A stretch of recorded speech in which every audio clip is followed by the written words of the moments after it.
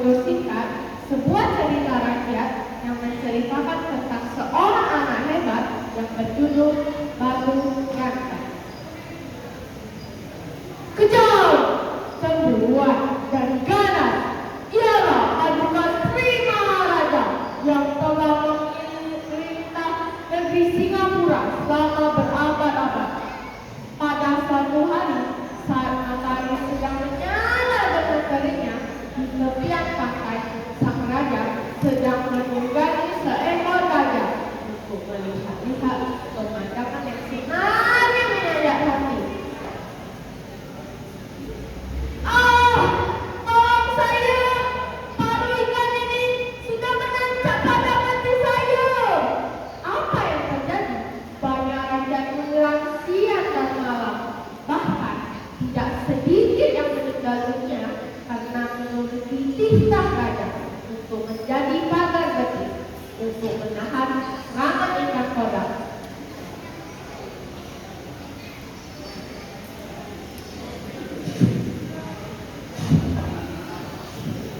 Beribu-ribu ikan kodam menusuk-nusuk pagar betis rakyat. Raja diserang ikan kodam dan ikan kodam itu merobek baju raja.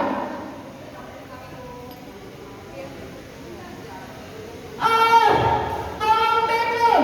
Para pengawal bergegas menurunkan gajah dari atas gajah, dan di tengah kepanikan itu, seorang anak laki-laki berpakaian sederhana datang dan berjalan ke arah raja.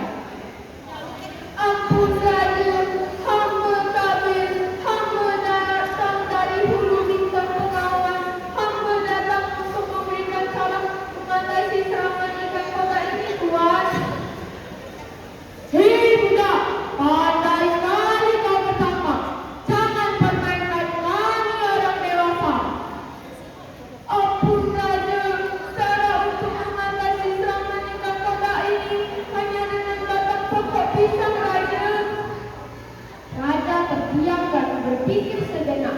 Beberapa saat kemudian, wahai para rakyat dan pengawalku, kumpulkanlah batang pokok pisang sebanyak-banyaknya.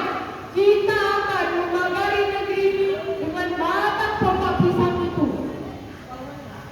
Para rakyat bahu-membahu membangun pagar untuk menahan serangan ikan kodam. Dan benar saja, terlihat banyak sekali ikan kodam yang tersangkut pada pagar itu.